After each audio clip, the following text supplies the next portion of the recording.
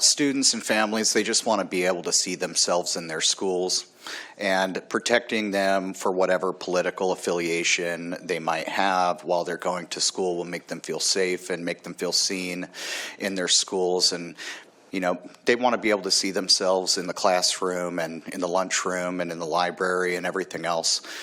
So this is an important amendment to make sure that we're making sure there isn't discrimination against whether you be a liberal, a conservative, a moderate, or something else in our schools, that you feel safe, that you deserve the right to an education in our schools regardless of what your political beliefs are. Urging yes. This amendment would add, with young girls who find themselves pregnant in our public schools. It would protect them from certain types of discrimination. It would add them as a protected class, and I think that's important because it doesn't happen all the time, but sometimes teen pregnancy happens, and students, women in schools, young women in schools get pregnant, and we just want to make sure, I think, in this amendment that that they have the same educational opportunities as everybody else, that they don't get robbed of anything just because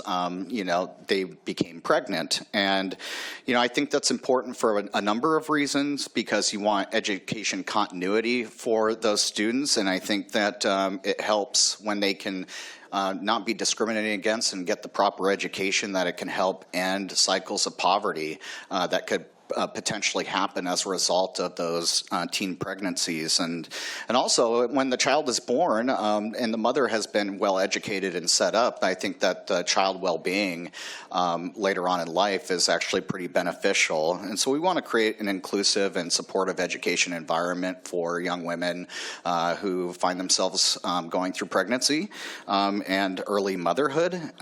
We also want to make sure that we're complying with things like Title IX, and that later on in life, we're setting those young women up to have great workforce opportunities and economic benefits. And I just think that this amendment is important for the equality of all women, including if they find themselves pregnant. Please vote yes. I heard those comments a moment ago, and I hear that, and I just, this bill isn't about, the black eye in history of what, our race relations. This is about what we're doing today with gender and gender expression.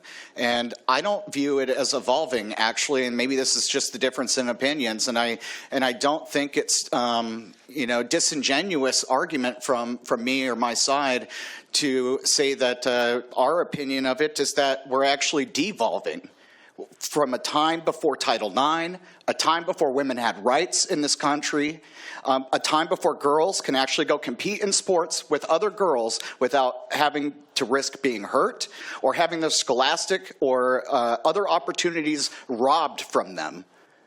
That is not disingenuous. That is an actual devolvement of what we're doing now. We're going backwards in history, not forwards.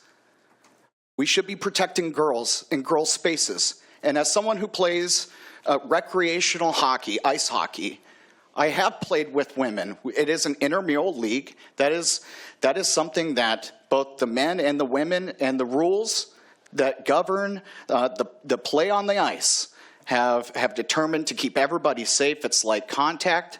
And I can obviously tell as a nearly a 200-pound man, 36 years old, that if I were to play at full strength, that I could do some serious damage to the women on the ice when I play hockey. But we play within the rules. It's like contact. But we're talking about competitive sports. We're not talking about very young boys and girls playing basketball on the court. I don't think anyone has a problem with that. We're not talking about recreational opportunities or intramural sports. We are talking about competitive sports when young men and women have went through or started to go through puberty and hormones are blasting, and the strength and bone density levels are different. I am just stunned because this country is all about protecting women's rights in so many different ways, and women have fought so hard to have the right to vote and to play in their own sports, and we have Title IX as a result of it. But now that's all being destroyed, in the name of, gender identity. So people can identify as whatever gender they want and then go do whatever they want, regardless of the reality the rest of us live in. Please vote yes on this amendment for the love of God.